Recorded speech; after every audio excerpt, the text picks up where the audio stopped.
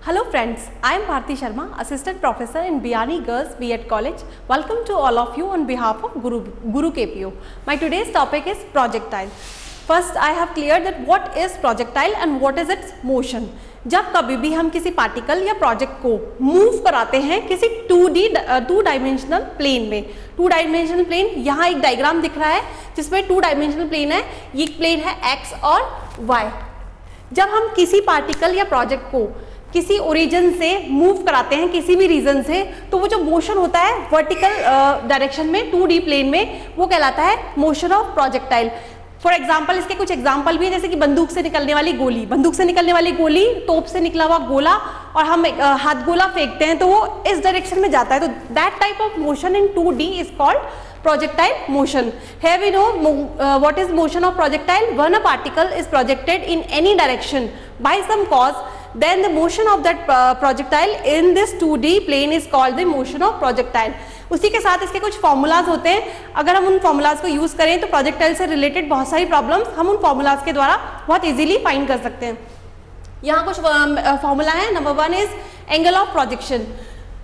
The angle made by the project with the horizontal axis is called the angle of projection. यहाँ horizontal axis है हमारा OX, और इससे ये हमारा जो प्रोजेक्ट है OB जो ये एंगल बना रहा है वेलोसिटी U से, OX और U वाला एंगल जो है वो है angle of projection alpha.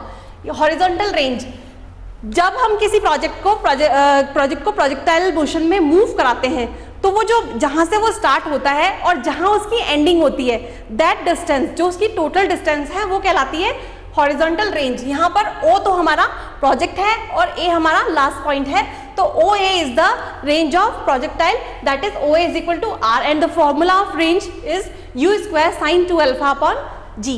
Now highest height, जो भी जब कोई प्रोजेक्टाइल को हम मूव कराते हैं तो वो एक पीक पर जाता है, वो जो हाईएस्ट हाइट होती है उस पीक से वो वापस डाउन आ जाता है, तो वो जो पीक और हाईएस्ट हाइट वो कवर करता है वो क्या कहलाती है? वो कहलाती है highest height of the projectile.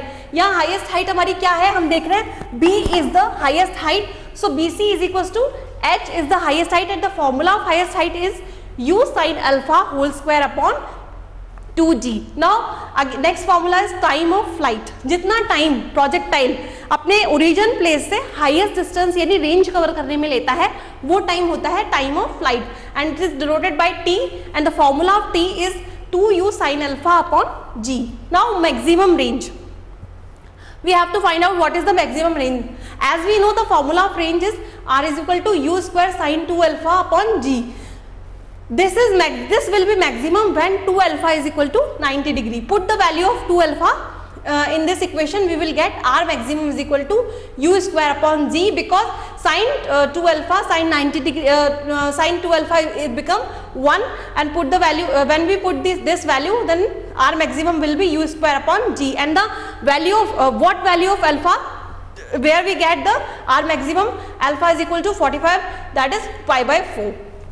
Now formula of velocity of the projectile, velocity of projectile at any time t is equal to V is equal to under root U square minus 2U sin alpha t minus G square T square. By using these formulas we can solve the problem of the projectile. Thank you for watching and listening me. For further details please log on www.gurukpu.com.